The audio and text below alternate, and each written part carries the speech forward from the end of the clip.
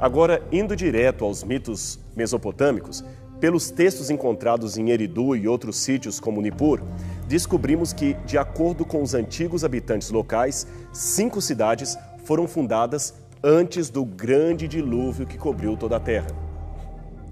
Veja, não é apenas a Bíblia que menciona um dilúvio universal. Os primeiros documentos produzidos pela humanidade também falam desta terrível inundação da qual sobreviveram apenas algumas pessoas para repovoar o planeta. E você se lembra das torres-templo ou zigurates que mencionamos anteriormente? Pois bem, a descrição encontrada em várias tabuletas sumerianas fala que, dentre os motivos para a construção dessas torres tão altas, além da adoração aos deuses, estava o claro desespero de escapar de um possível segundo dilúvio. E você não precisa ser um exímio conhecedor da Bíblia para reconhecer aqui um traço do episódio da Torre de Babel. De fato, aquele povo estava cronologicamente perto da memória daqueles que sobreviveram à catástrofe e, por isto, tinham tanto medo de que ela se repetisse. De acordo com este tablete sumeriano que aparece em seu vídeo, depois que as cidades e reis foram criadas, os deuses decidiram destruí-los por meio de um dilúvio. Aí, continua a história, um homem chamado Ziusudra, que pertencia à cidade sagrada de Eridu, foi instruído pelo deus Enki a construir um barco e assim sobreviver às águas abismais. Depois de salvo, ele ofereceu um sacrifício aos deuses Anu e Enlil. É curiosa a semelhança dessa história com a narrativa bíblica, não é mesmo? Das cidades fundadas antes do dilúvio, a primeira, segundo o mito sumeriano, seria justamente a cidade de Eridu. Agora, aqui é preciso apresentar 2 possíveis interpretações para o mito. Muitos assiriologistas pensam que aquela Eridu em que os mesopotâmicos moravam seria, segundo a sua crença, a primeira cidade sagrada fundada pelos deuses. Mas é possível apresentar uma interpretação alternativa segundo a leitura sequencial dos mitos. Essa alternativa propõe que a cidade sumeriana de Eridu não era a primeira cidade fundada no mundo, mas tinha o mesmo nome dela. E se assim for, o que os antigos habitantes queriam dizer é o seguinte: os seus ancestrais haviam saído de uma antiga cidade sagrada chamada Eridu, que fora fundada antes do dilúvio, mas que agora não mais existia. Portanto, em memória a esta cidade de seus ancestrais, eles fundaram uma nova cidade com o mesmo nome, como aliás fizeram muitos imigrantes ao colonizarem uma nova região. No Brasil, por exemplo, figuram muitas cidades com nome de cidades europeias, como Nova Trento, Novo Hamburgo, Nova Friburgo, Nova Venécia, etc. Agora, o mais interessante é que, embora a etimologia de Eridu ainda seja desconhecida, muitos acadêmicos apostam na certeza de que Eridu viria da mesma raiz da palavra hebraica Éden. Aliás, dentre esse mesmo conjunto de vocábulos antigos encontrados nos tabletes cuneiformes, as palavras Edim e Edenu também aparecem para referir-se a um jardim original no qual os deuses estavam. Agora veja, Edim, Edenu, Éden, Eridu significam todas paraíso, planura ou lugar abundantemente regado. Parece vir realmente de uma mesma raiz. Isso também explicaria por que os 2 rios que margeiam a região, coincidentemente, recebem nomes que aparecem também no Gênesis. Eles são chamados com o nome de 2 dos 4 rios que saíam do Éden, a saber, o Tigre e o Eufrates. Mas as semelhanças continuam. Os moradores de Eridu ainda mantinham esta lista de reis que, de acordo com eles, governaram o mundo antes do dilúvio. E estes tinham uma expectativa de vida simplesmente assombrosa, exatamente como diz a Bíblia, mas esta expectativa reduz dramaticamente na lista à medida que aparecem aqueles que vieram depois do dilúvio.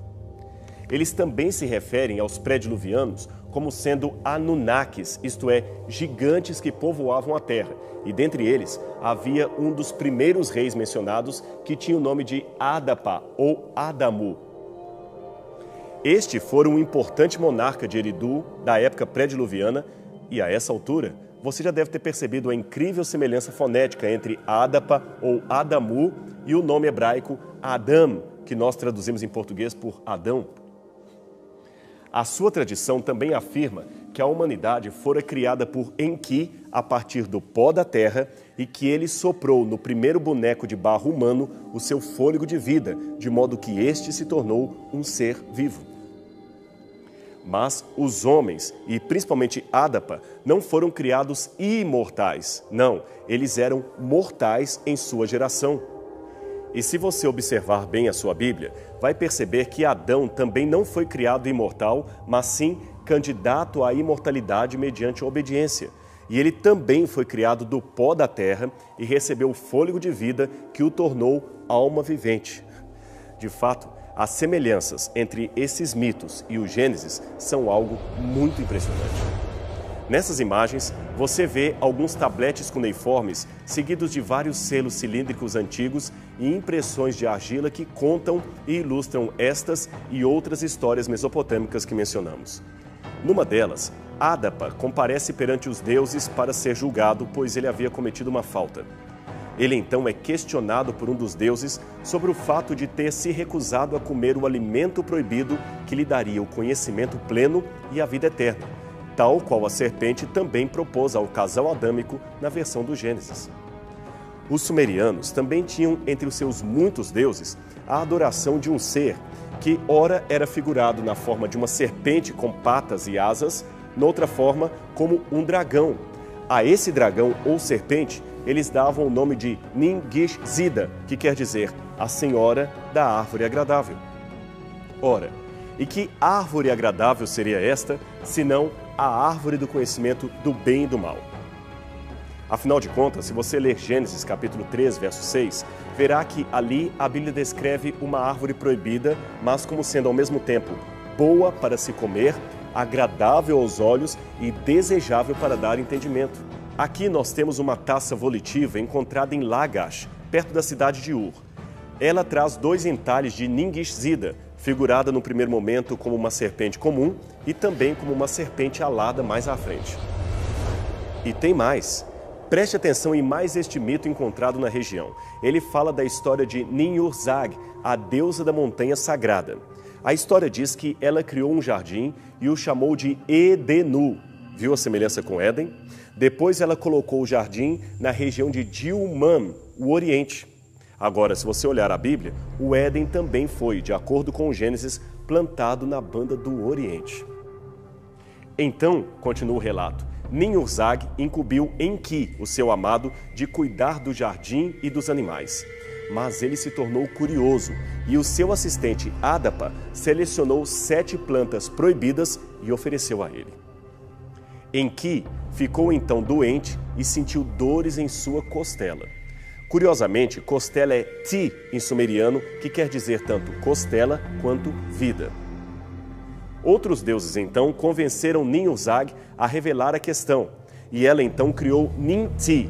Nin significa senhora e Ti, costela. Nin-Ti, senhora da costela. Ela foi criada para curar Enki e dar-lhe a vida. De acordo com a Bíblia, Eva também foi criada da costela de Adão para curar-lhe da doença da solidão, se podemos dizer assim. Agora, num dicionário hebraico qualquer, você encontrará esta informação. A palavra Eva, em hebraico, significa vida. Antes do achado desses relatos que eu mencionei, os críticos da Bíblia diziam que aquelas histórias eram inventadas pelo autor sagrado. Agora, uma vez que a arqueologia trouxe à lume uma enxurrada de evidências escritas séculos antes da Bíblia para tornar claro que aquela história não era um mito explicado ou criado pelo autor da Bíblia, eles mudaram seu argumento.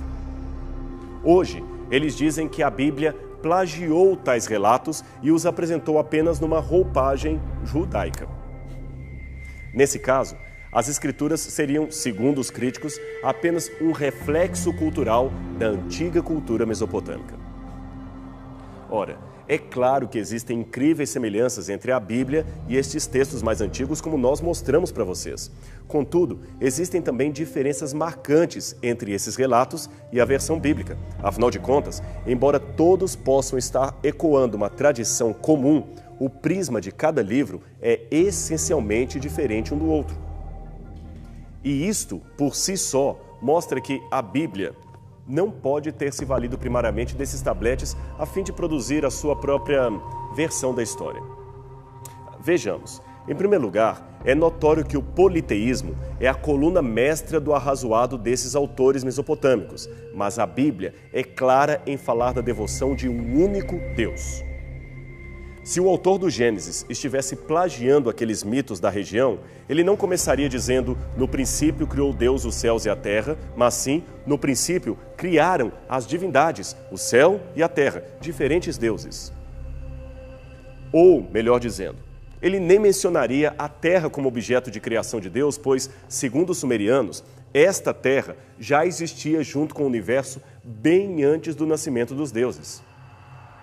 Ademais, como acentua o especialista Kenneth Kitchen, orientalista e arqueólogo na Universidade de Liverpool, a suposição comum de que o relato bíblico é simplesmente uma versão simplificada de lendas babilônicas é um sofisma em suas bases metodológicas. No Antigo Oriente Próximo, a regra é que relatos e tradições podem surgir, por acréscimo ou embelezamento, na elaboração de lendas, mas não o contrário. No Antigo Oriente, as lendas não eram simplificadas para tornar pseudo-histórias como tem sugerido para o Gênesis. Ora, estas diferenças entre o Gênesis e as demais literaturas sumerianas são um simples, porém lógico argumento de que o texto bíblico não surgiu da derivação daqueles textos sumerianos pagãos que o antecederam. A sua semelhança pode ser explicada apenas como sendo oriunda de uma mesma tradição, isto, uma tradição adâmica que foi passada pelos seus descendentes e descendentes até chegar aos mitos sumerianos e posteriormente à Bíblia. Portanto, tanto a palavra de Deus quanto os mitos sumerianos apontam para uma origem comum e não para uma interdependência entre um e outro. Há tantas semelhanças e, ao mesmo tempo, tantas distinções que nós extrapolaríamos o tempo do nosso programa apresentando apenas os detalhes de cada uma delas para você. Mas, para bom entendedor, meia palavra basta.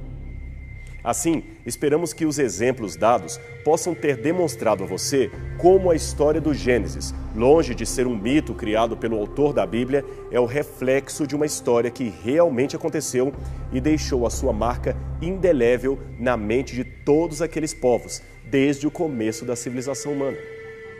Mas talvez alguém possa perguntar: por que, dentre tantas versões da história da criação, de Adão e do dilúvio, elegemos apenas a Bíblia como a mais confiável, a mais fidedigna?